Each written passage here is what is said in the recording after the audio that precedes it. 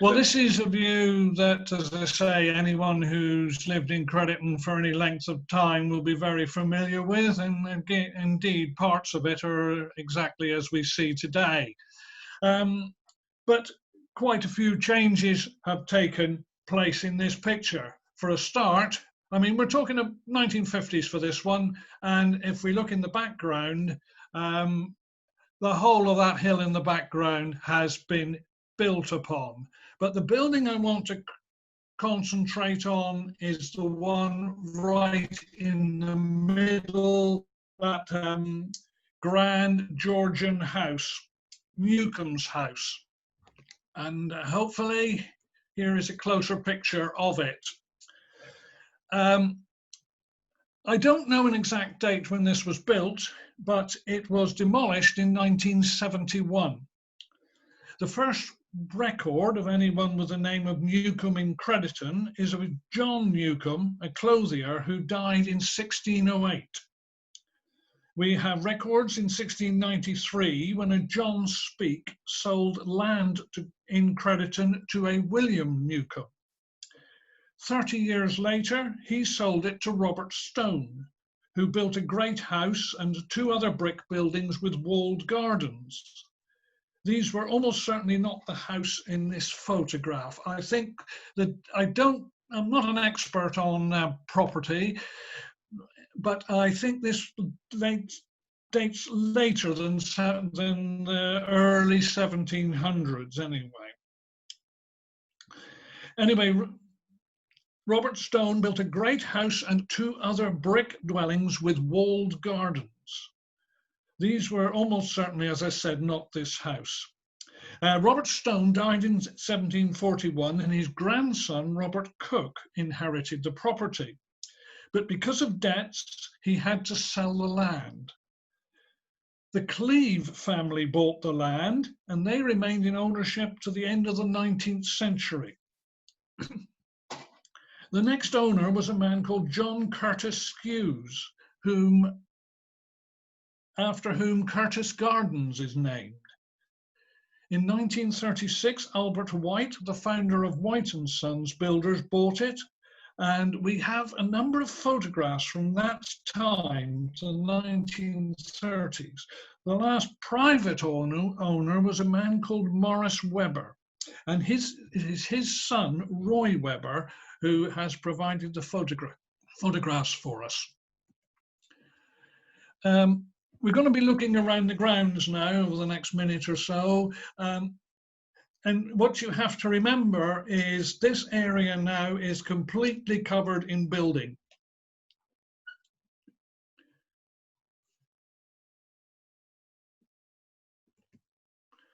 Again, here we have part of the grounds and gardens.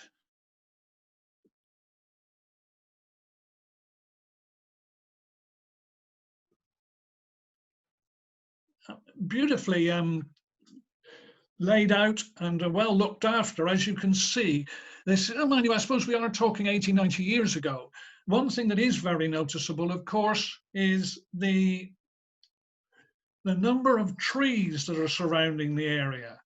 One presumes that if you were sort of walking anywhere near Newcombes back in those days, you wouldn't even be able to see the house.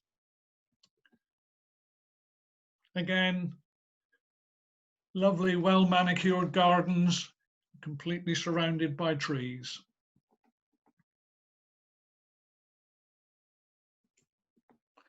We now move inside the house. This is the hallway as it looked in the 1930s. You notice the staircase going up.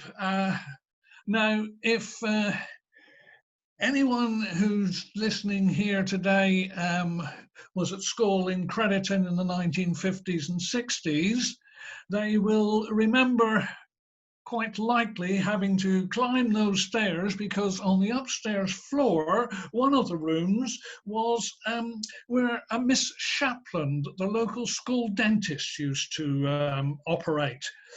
I think any child in Crediton in that period of time will remember Miss Shapland with fear.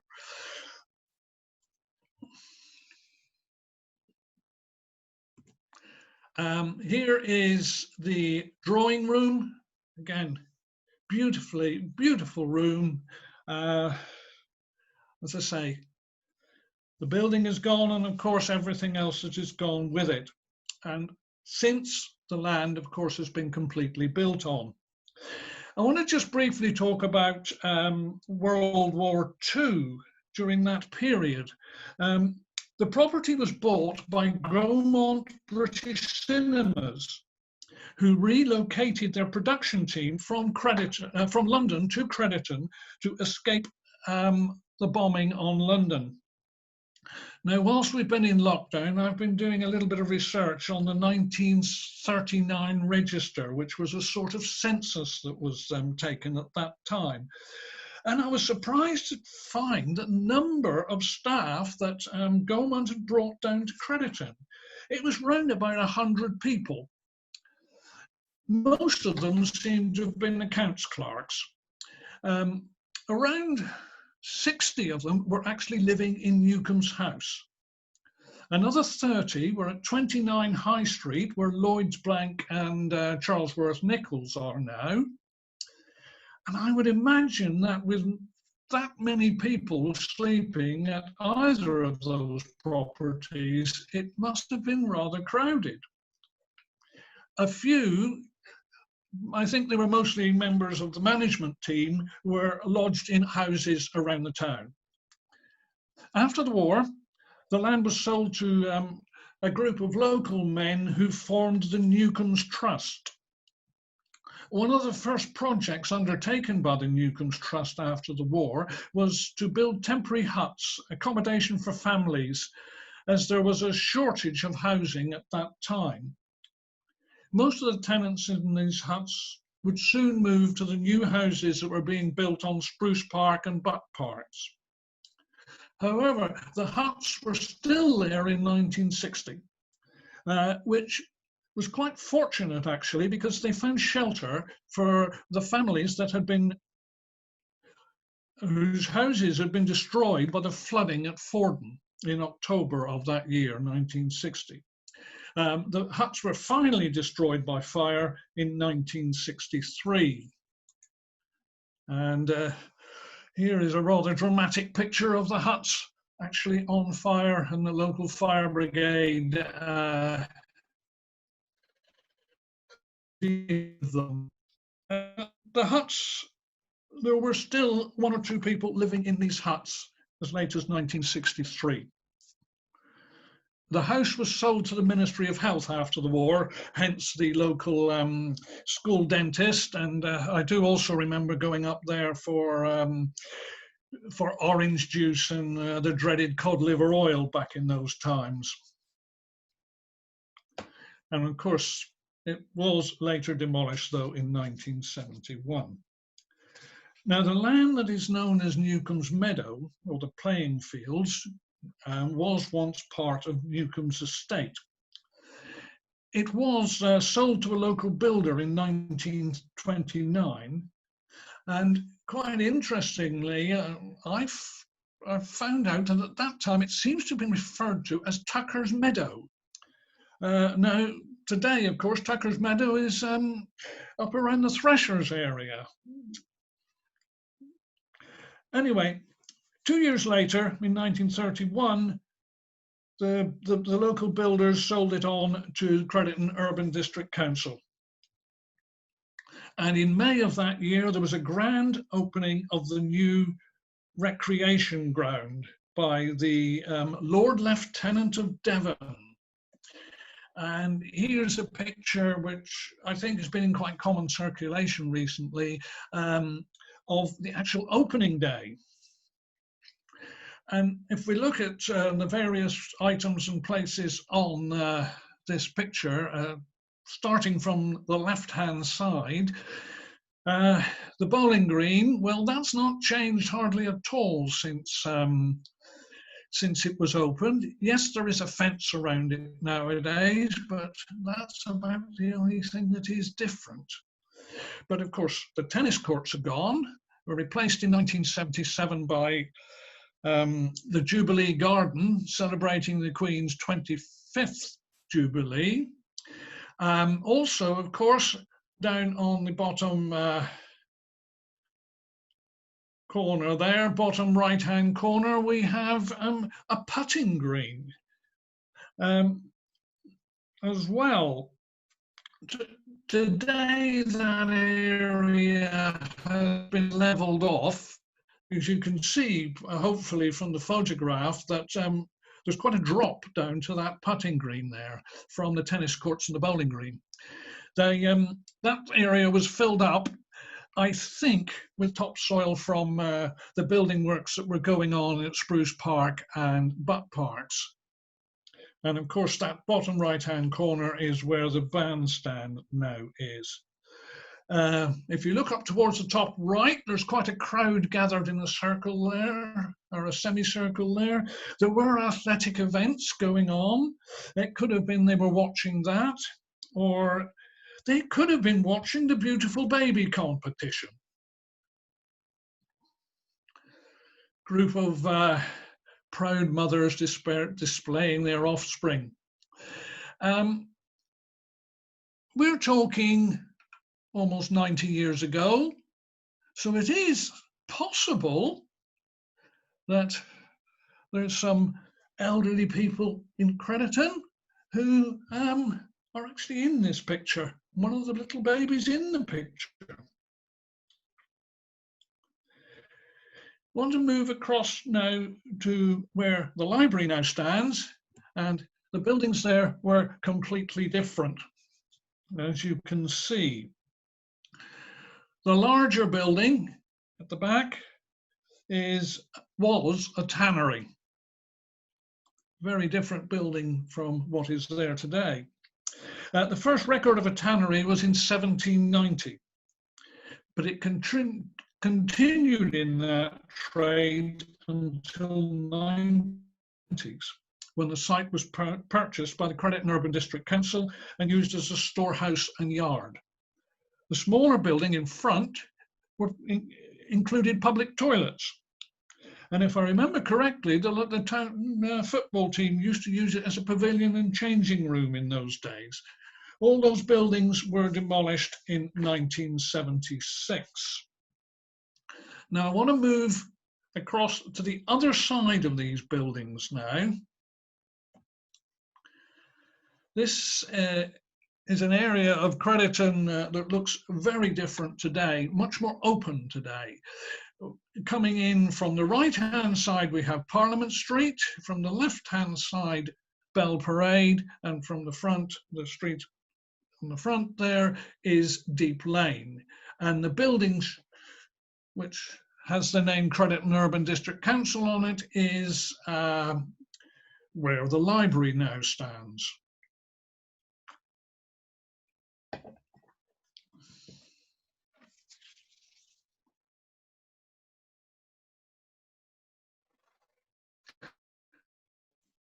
As I say, the building's very different from what we see today, and the area must have been much more, nowhere near as open as it is today. Moving across just to the right of where we're looking now, this, I guess, is where the Urban District Council offices were. It looks very much like those windows look more like office buildings than anything. The archway, though, back in the 1950s, those windows weren't there, and that is where the town fire engine was kept. Back in the 1950s, that is. When this picture was taken, obviously demolition of the area had started. We're now looking towards that house, which, as you can see, was quite a large property. The road going off on the right-hand side, by the way, is Bell Parade, if you've trying to get the right angle on this. Sadly, we can't read the writing that was there once upon a time on that property. But in 1967, it had the name of Oakdean, so it was a private dwelling. But back in the 19th century, it was a pub called the Union Inn. Now, this is one small area of the town of Crediton which has changed quite significantly. Just across the road, of course, not in this picture, is where the new telephone exchange was built in 1960. I can't remember what was there before the telephone exchange, but it was probably nothing more than fields. Anyway, to move on to another part of the town now, and somewhere that is quite important to me. We're in Church Street, and the first house in this picture, I don't know if you can see this, my mouse, or not, but here, this is the house I was born in. And it's quite possible that that gentleman is my grandfather, but I can't really claim that for any certainty.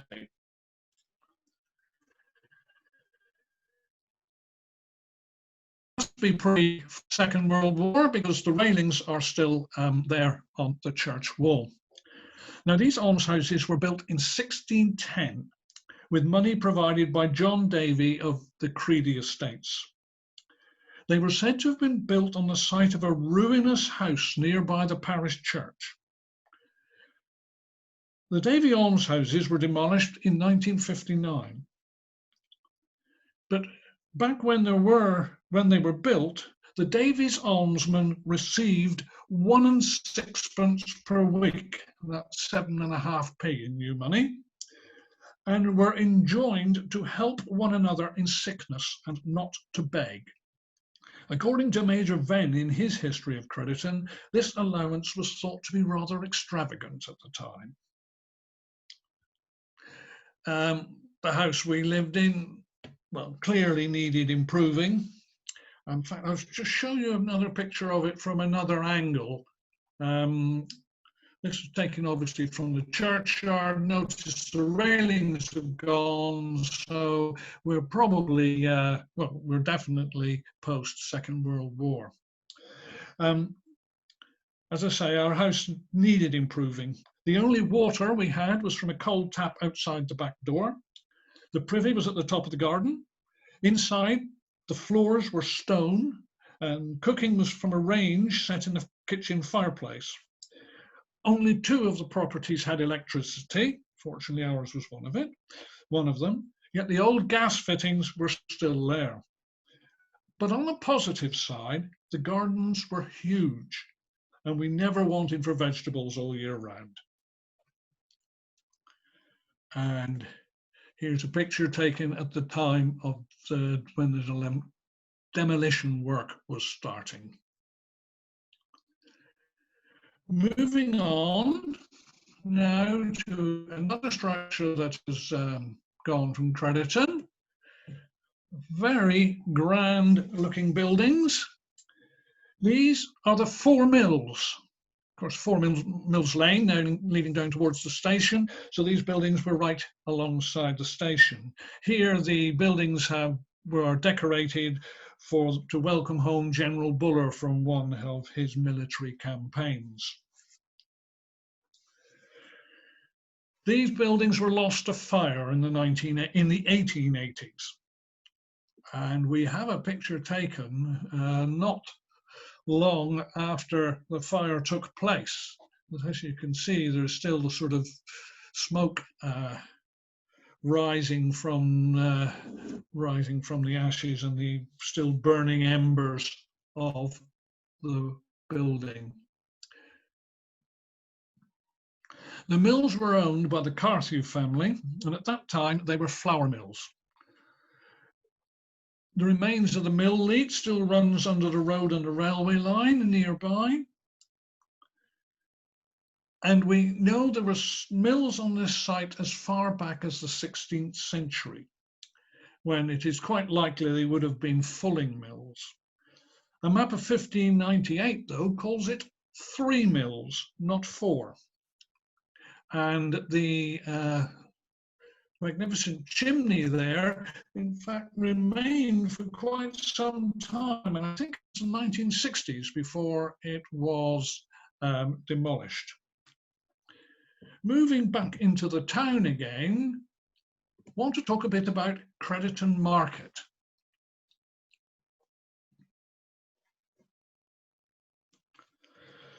Now, for centuries, the town market was in the high street, with the shambles buildings in the middle of the road. But in 1839, as part of the improvements to the town that were going on at that time, a new market was built at the foot of a new street called Market Street, the land being given to the town by the Buller family. And here is what Market Street looked like in times gone by.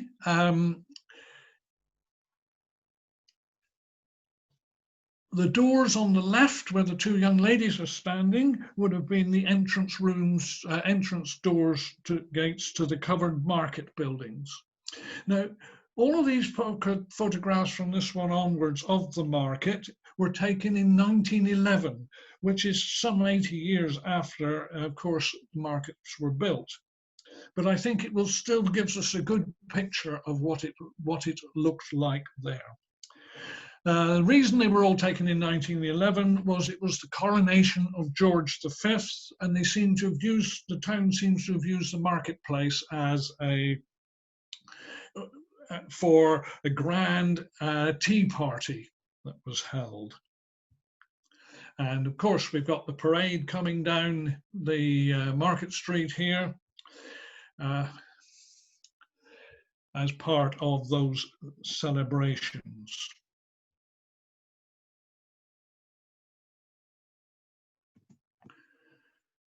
I think I've gone on two here. Oh, no, I haven't.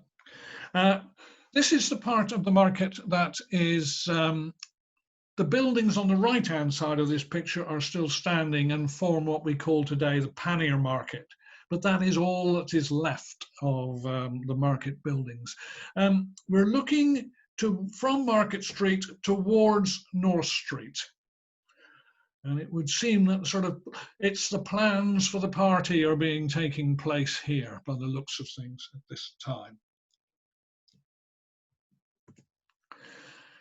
Now here we have a picture taken from a house right at the bottom of North Street on the corner with Parliament Street, looking over what is now the town square.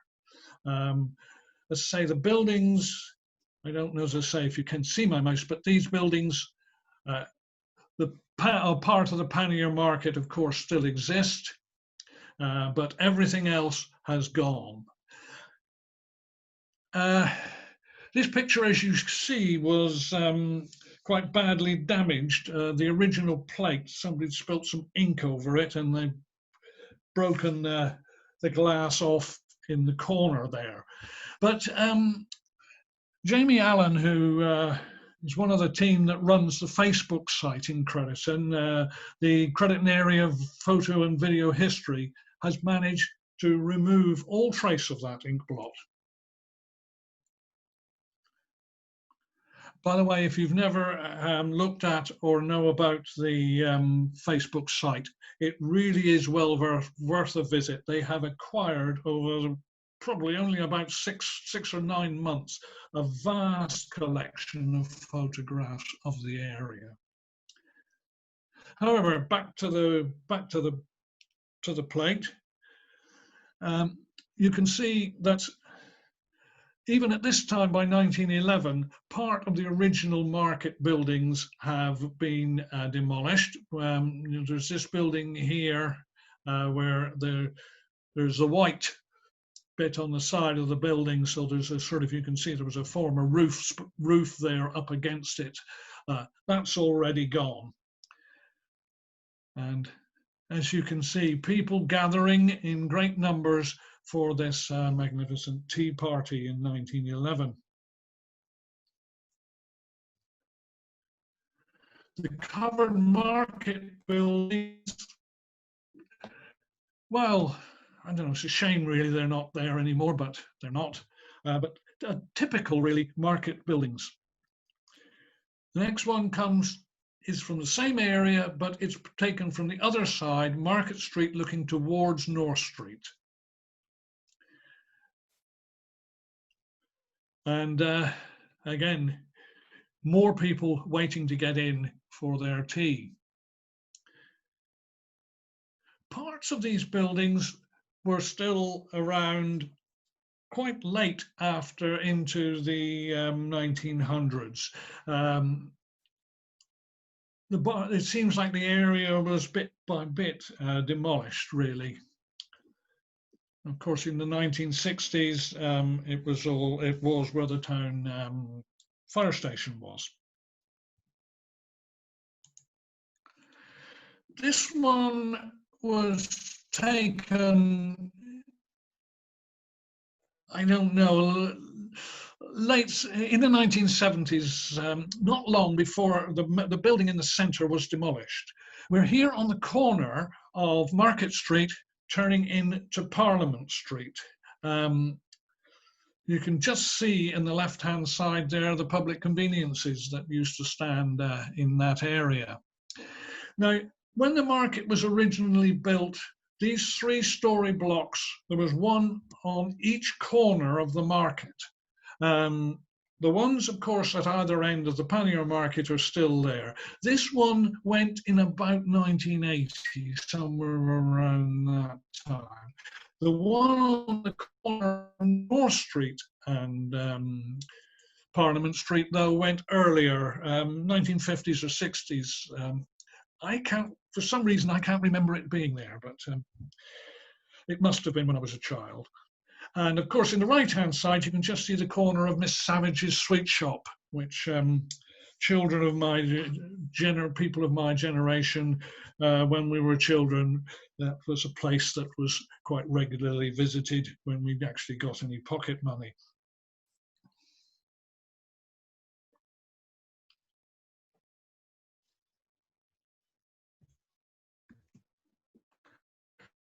This picture, we know even the exact date that this picture was taken. It was the 12th of March, 1962, and it was the last market ever held in Crediton.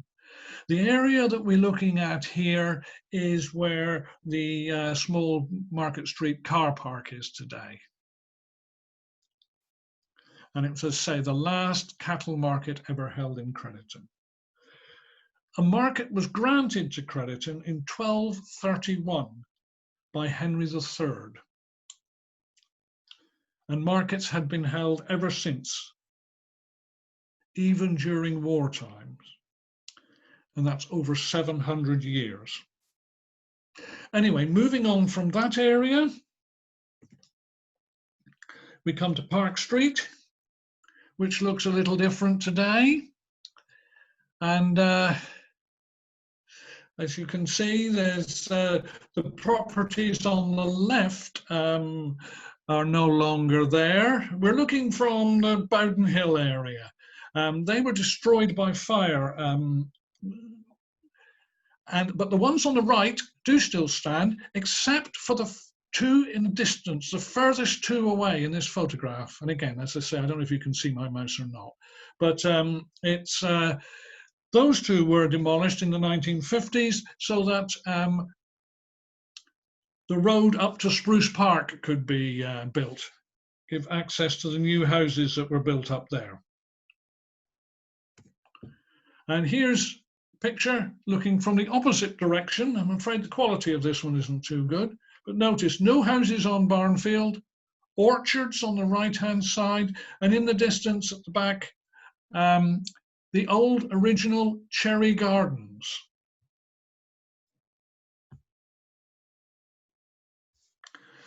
Now I want to talk about a house in and a man in Park Street. Now this house was right at the end of Park Street.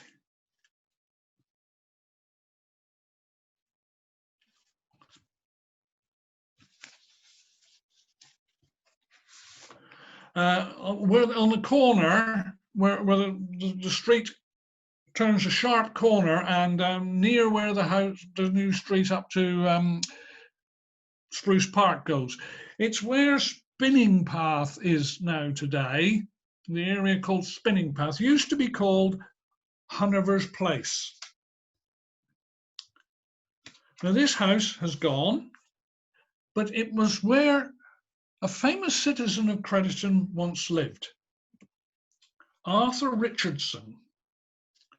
He was born in Derbyshire, but after World War I, he came to Crediton and he started making musical instruments. He entered one of his first violins into a competition and it won. The quality of his work was so good, he started to make a living from it. Some years later, an international viola player, a man called Lionel Tertis, met with Richardson after a concert in Bideford.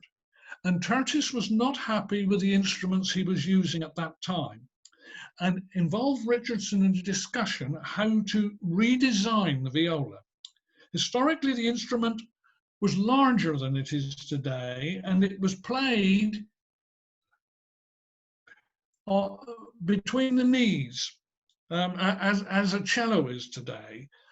He wanted to make it smaller so he could play it under the chin, like a violin. It took Richardson some years to perfect a new design, but in the end he was successful. And it was through this that he achieved fame throughout the classical music world. His violins and violas have been played by some of the greatest orchestras of the world. And he made over 100 violas. And back in 1950s, if you were walking along Park Street on a sunny day, you could often see the instruments hanging out on the washing line, helping the varnish to dry. And this is what you can see, of course, in this picture here. His house was demolished not longer after he died. So they couldn't actually put a blue plaque there, of course. So the blue plaque is now on the back of the library. His second great love, apart from violins, was bowls. So that's why they erected it close to the bowling green. Another very important building that was possibly the most important building that we've lost in Crediton. The Unitarian Chapel used to stand at the opposite end of Park Street from what we've been talking about, just at the top of Union Terrace. It was built in the year 1729 and stood on this site until the early 1970s. Originally built as a Presbyterian meeting house, it became Unitarian in the late 18th century. Wholly built of cob. And it was thought at the time to be the largest single-cell cob building in the whole of the country. It was 55 feet 6 in length, which is nearly 17 meters, and 42 feet 9 deep, 13 meters. So a large single-span building.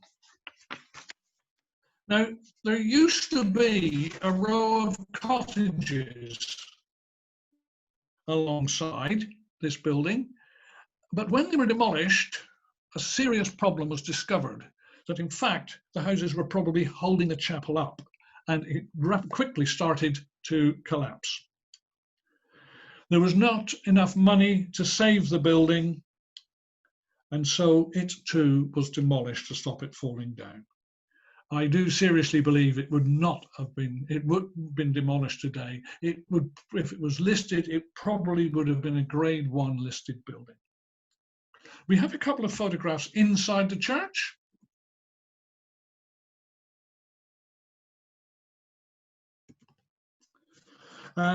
Much of these items were saved. The clock went to Morton Hampstead, the organ all the way to Dundee, the pulpit to a Unitarian church in Horsham in Essex, and some of the wooden panelling remain though in Crediton, and it has been used to enclose the Lady Chapel at the parish church. Leaving the town now, I want to quickly talk about Showbrook House.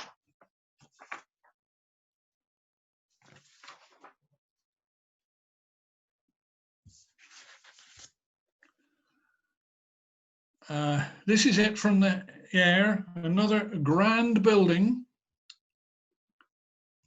And here's a photograph of it taken from down by the lake, I think. This building was lost to fire. In the early hours of the morning on the 23rd of January 1945, this 19th century mansion, the home of Sir John Shelley, was gutted by fire. All that remained of the 50-room building was a gutted shell. Sir John Shelley was not living there at the time. The house was being used by a boys' preparatory school, the school having been evacuated from Surrey. 2 of the boys and a nurse lost their lives in the fire. The fire was discovered at about 4 a.m., but it was so far advanced that the telephone system had been destroyed and there was no easy way of contacting the Crediton Fire Brigade. The alarm was raised by a boy who ran along the road to Crediton over a mile away to raise the alarm. As a mansion, it was never rebuilt, but a smaller property does now stand on the site. I'm appreciative of time, so I'm going to very quickly talk about the last item that I want to really talk about. If you walk down Crediton High Street nowadays, you can see evidence of an industry, you can still see evidence of an industry that brought great wealth to the town and the whole of Devon in times gone by. And I'm talking about the wool and clothing trade. It was the main really employer in the town until the early years of the 19th century. The woolen mills that were water powered down here were overtaken by the Industrial Revolution and the big factories that were being opening up around in the north of England and in the Midlands. But there's evidence of these courts and the weavers' cottages all the way up and down the high street. A while ago, I actually walked from the Green down towards Union Terrace on the south side, the high side of the high street, and I counted evidence of 20 of these courts still surviving. Some of them, there is little or nothing there. In 1 or 2, the cottages, the improved cottages, are still standing. This one is Baptist Chapel Court, just more or less opposite Stevie B's bakery, North Street as well. It's quite close to where North Street joins the High Street. The houses on the left-hand side have gone, but the pathway and the steps have all been improved because this was a shortcut really to get up to the top of Barnfield. That is, if you, and you still can do today, if you're fit enough. And this is another of the High Street courts. This is St Saviour's Court, most of which was lost to the building of St Saviour's Way, leading up, which of course leads up to the car park. I think this was quite possibly taken not long before the houses were demolished, because they do look in rather a poor state. The 1 or 2 right down by the High Street are still standing, but this has been taken from the top, looking down towards the High Street. So, and these buildings, of course, have all gone. However, despite these rather humble dwellings, they did all seem to have a small piece of garden in the front. Now, these courts are a reminder of the industry that once employed the majority of the citizens of Crediton, and as a whole made Devon one of the most main industrial centres of England. But again, that's another story and another talk. So I'm going to close now and open up the screen to you. At least I think that's what's supposed to be. But anyway, as an old radio presenter used to say, if you have been, thanks for listening.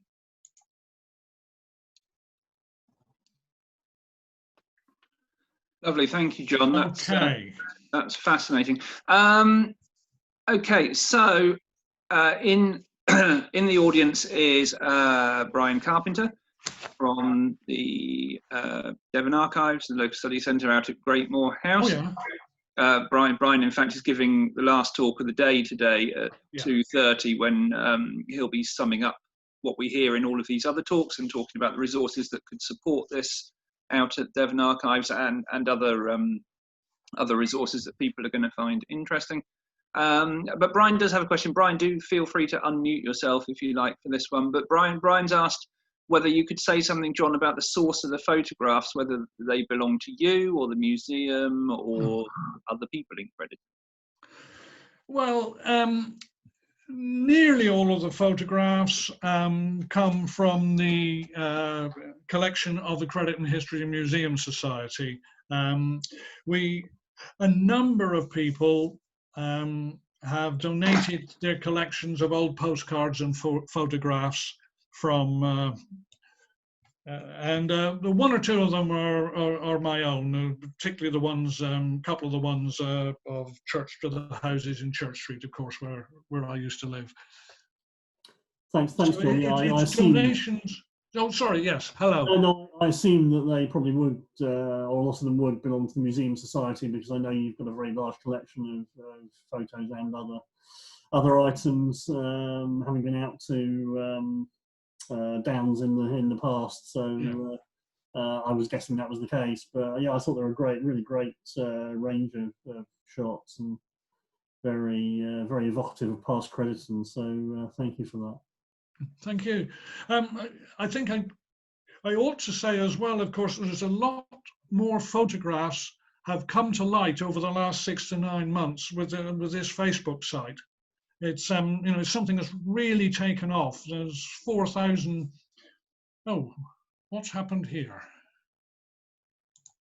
There's over 4,000 people that are looking into that site, and quite a few of them are adding their own photographs to it. So the knowledge of Crediton through photography is improving. Yeah, I would second that, John. To be honest, that Facebook group, which as you say is the Crediton. If you search for Crediton photo/video history, you'll find it very easily, and it is building up a really valuable kind of electronic archive of photo of the area. If anybody else has got any questions they would like to ask in the next kind of 5 minutes or so, we've got a little tiny bit of time left. We can squeeze one or two in if you want to just pop them in the chat if you do. We've also going to be, well, we have started another Facebook group alongside that for the library, which is not looking necessarily at photos and videos, because there's no point. They're doing such a wonderful job, but we are looking at what we can do to make some of our archives, which are obviously more text-based, available digitally, and that's a good platform to do it at the moment. I'm going to be chatting about that with people who are interested later on after Tony's talk. So Tony's talking at 1 o'clock, and then at 1:30 I'll cover some of that as well, but I'll go into that in a second. Judy asks, why was Newcombe House demolished? That's a good question, which really I can't answer. Well, I think we're talking, the thing is, in the post-war period, 50s and 60s in particular, and just going into the 1970s, the thinking was still there then that in some ways, we come out of war, the past was bad, we're going to build a bright new future for the country. So the thinking really was let's build this bright new future rather than look back to the old. And so we lost, well, as you see, a few buildings in Crediton, and around the country, thousands of buildings that shouldn't have been lost. But, Judy also asked if you could clarify exactly where the Unitarian Chapel. Yeah, I presume you know Union Terrace, going up from the High Street. If you walk up Union Terrace, there's an area on the right-hand side, just as it becomes Park Street, where there's parking space for 3 or 4 cars.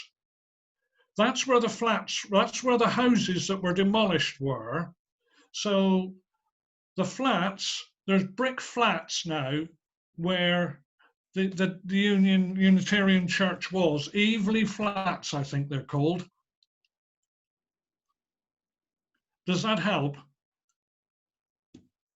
Yes, says Judy. Thank you. Oh, thank you, Donna. Tony, so it's 4 mills. Oh, they're still flour mills.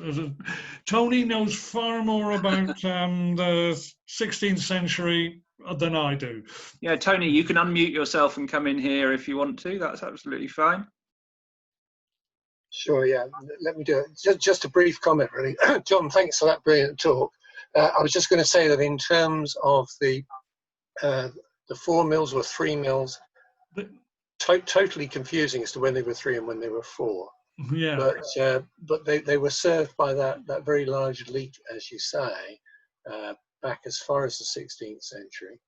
And the documents which I've been investigating do specify when something is a fulling mill, and those are not. They're just called mills. And I think my general assumption is that unless it specifies fulling mill, then it is a corn mill or flour mill, if you like. Yeah. Sometimes they refer to them as mills blad, blad being Latin for flour. So I can only say they appear to have been flour mills, but the big fulling mill in that area was down at Ford, where the big Crediton milling company has been there. I guess there's probably been mills there since the year dot. Yeah. Yes, because talking of the wool trade, of course the production of cloth was so great in Crediton, and there weren't really enough fulling mills to deal with it all. So most of what we produced had to be taken into Exeter. Mm. Sure. I mean that's a whole other story. And yeah, I wish I knew the answers. Yeah, actually, we have moved on. Yeah, we're in danger of getting into covering what you're going to talk about at 1 o'clock. Let's not do that, because we'll let Tony have a chance to do that later on. Yeah. Absolutely, thank you. I'll shut up now. Brilliant, thank you very much. We'll close with one final question, just from Helena, who asks, in what year were St Saviour buildings demolished? It's fairly recent. I'm afraid I don't know. It's funny, when you research, you find out dates of things that happened 200-300 years ago. And when you talk about something that's happened, say, 20-30 years ago, it's an approximate. I don't know why, but it is. No, I can't really say. It can't be any more than 30 years ago, I would think. The houses in Greenway were built in the mid-80s, 1980s. Well, Cheryl can tell you, yes, she lives, she lives around that way. I know you live near there, yes. Okay, so, we'll go for some time around the 1980s. I think we will. Yeah. For that.